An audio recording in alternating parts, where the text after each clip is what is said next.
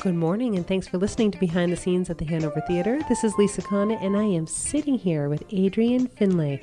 Adrien is the Executive Director of Music Worcester, and we're thrilled to be partnering with each other to bring the Michael Feinstein Trio to the Hanover Theatre Saturday, October 12th at 8 p.m. Welcome, Adrien. It's great to have you back. Thanks so much for having me again.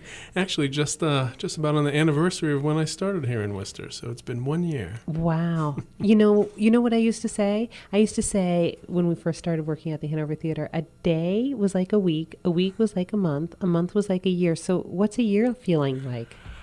A decade? Gosh. On the plus side, I look back to what we were dealing with last August, and I know we're ahead of the game this year. So, yeah. So I have to take that and run with it. But it's been a wonderful year. Some real headliners: Academy of St. Martin, the Russian Ballet Theatre, of course, again. And but behind the scenes, it's just we're rewriting the place. We really are, yeah. And it's not just Music Worcester that's being rewritten; it's the entire city of Worcester. So much new blood. Yep. Experience New Worcester with the Hanover Theatre and Music Worcester and all of our woo buddies. You betcha. Maybe we need to shop out that tagline too. Hey, maybe. New Worcester. Yeah. Well, thank you for having me. We're so excited to be working with you all on Michael Feinstein. Absolutely. And incidentally, I've been using Experience in New Worcester for the last 6 years. It already belongs to us. Don't think about stealing it there, Adrien. Just kidding. So we were talking just before we started about whether we had heard Michael Feinstein Trio before, and I never have, but you have, so tell us about that. It was back in 2011. I wasn't yet here in Worcester, obviously, and I heard this amazing concert with Feinstein at one piano and Marvin Hamlisch at the other, and it was one of the most extraordinary nights of music making I really have. It's so easy to think of Feinstein as a singer, and he is a fantastic and fabulous singer, but what I don't think many people realize until they hear him live is he is one of the best piano players this world has ever seen. Wow. And he was going toe-to-toe with Hamlisch, who's a fantastic pianist and was a conductor, of course, in his own right. And they had this whole virtuosic arrangement of Rhapsody in Blue, then a lot with Hamlisch on the piano and Feinstein singing. And it was so entertaining. He is a major, major talent, and Worcester should thoroughly enjoy October 12th. I can't believe it. You know what? I love the way you just described that. I now cannot wait. And, my mother she was studying to be a concert pianist before, she eloped to marry my dad. So piano has always been a big deal in my household and growing up, and I need to bring her. Oh, absolutely, absolutely. I mean, you never quite know how much he'll be at the piano and how much he'll be behind the microphone, but gosh, if anyone was out there who could do it both, it's him. It's him. So tell us what you think this show is going to feel like. Well, he's going to come in with a couple of his colleagues, and I would expect that there will be an absolute focus on Gershwin. As, again, you look him up these days, and you'll see that he's giving, first and foremost, attention to the book that came out last year, where he finally documented what is just an amazing period of history, and that's when he got to work one-on-one with Ira Gershwin in the early stages of his career in his 20s. And he finally committed it to paper. All the stories, all the songs that he uncovered with Ira that never got published. Ira, of course, writing the lyrics, and George Gershwin, his brother, writing the music. And it's just a remarkable part of history. It just happens all too rarely.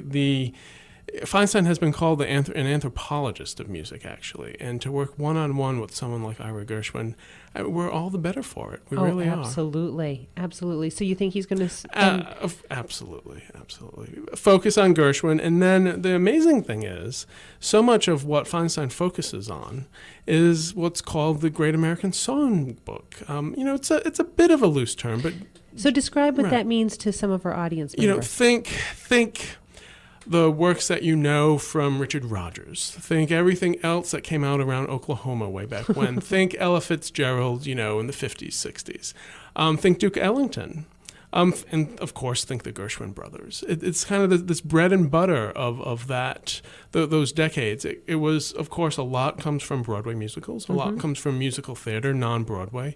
And a lot, actually, which, of course, is no more, comes from Hollywood films and film scores. Oh, absolutely. And, I'm so glad that you're bringing all of this up, because people are going to be surprised how much they're going to enjoy this evening. Yes. It's kind of like when I went to see the Jersey Boys on Broadway. I did not expect to be walking out the theater saying, that's fabulous, and toe tapping and knowing every single song, but you do. You do. And for what Michael Feinstein Trio is going to be doing and what he sings, you're going to know every single solitary one of those songs that you didn't even know you knew. Right. And if you're one of the hundreds of thousands of people who've come to the Hanover Theatre not expecting to enjoy musical theater, not expecting to enjoy the Broadway tours, and you left and all of a sudden you realize you loved it, this is exactly the type of evening that if you love going to the Broadway shows, you are going to love this event.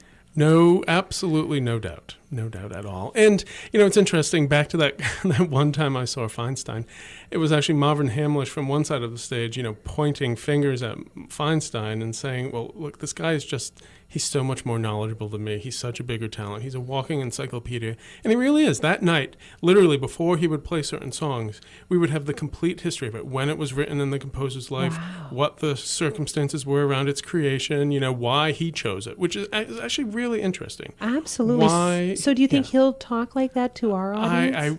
We hope.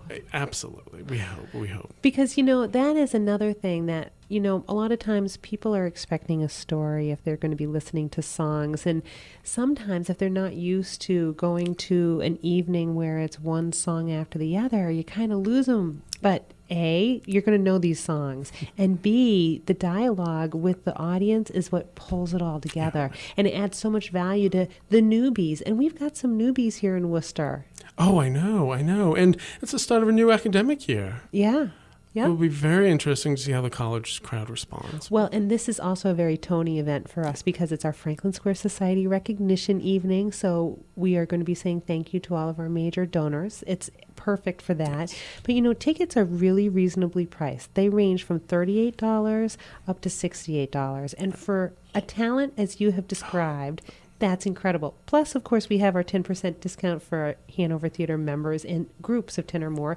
And everybody, don't forget that Woo card. You know me and the Woo card. So swipe it at the theater for your points toward prizes. And anything else you think that people should really think about and know? Well, I think, and I'm sure when he gets into his anecdotes and his storytelling, this will come across that evening. But his own story and his own path to how he is at the top of the charts, literally these days, is a very interesting one. He was really surrounded by greatness all the way through, and it was tell us a little bit about that. Well, one of the funny things is, so he spent about 6 years working, again, directly with Ira Gershwin. I mean, no one else got to do that in the world. He carries that mantle, and he's, putting it to good use for us all. But Ira Gershwin's neighbor was none other than Rosemary Clooney. Oh, so get out. I can't imagine the evenings of song they probably had behind closed doors, but wow, wouldn't it have been great to have been a fly on the wall. Seriously. Yeah. And I got to work with Jerome Kern, just put out recently a CD of Andre Previn songs. As much as the Great American Songbook, you think of kind of that decades ago, it has a decades ago feel to it. I mean, Feinstein is continuing it through. He has a whole institute set up, is making sure that that legacy is preserved. That's awesome. We're so proud to be partnering with you on this. Oh, thanks. It's a pleasure. Yes, and so you can go and preview the show at thehanovertheatre.org, or you can go, I'm sure, to musicworcester.org. Yes. And if you have questions, I'm sure they're happy to help you over at Music Worcester with some more of the detailed musical commentary. And then, of course, our box office can also help you with tickets. Yes, we would be happy to. So it's such a pleasure. Anything else going on at Music Worcester you want to tell us about? Oh, gosh. We went live on all of our concerts went up for sale last week. Yeah. And there's been a big flurry of activity. So, no, we have high hopes for this season. We're very excited, actually, for our opening night, which will be at Mechanics Hall, but it will be this incredible orchestra here from New York, Orpheus Chamber Orchestra, with this fantastic jazz pianist, Brad Meldau. And talking about Gershwin, he wrote a piano concerto for himself, and he'll be performing it that night. So, wow. Brad Meldau, Orpheus, Music Worcester, October 4th. Awesome. Well, thank you. And we look forward to seeing everybody at the theater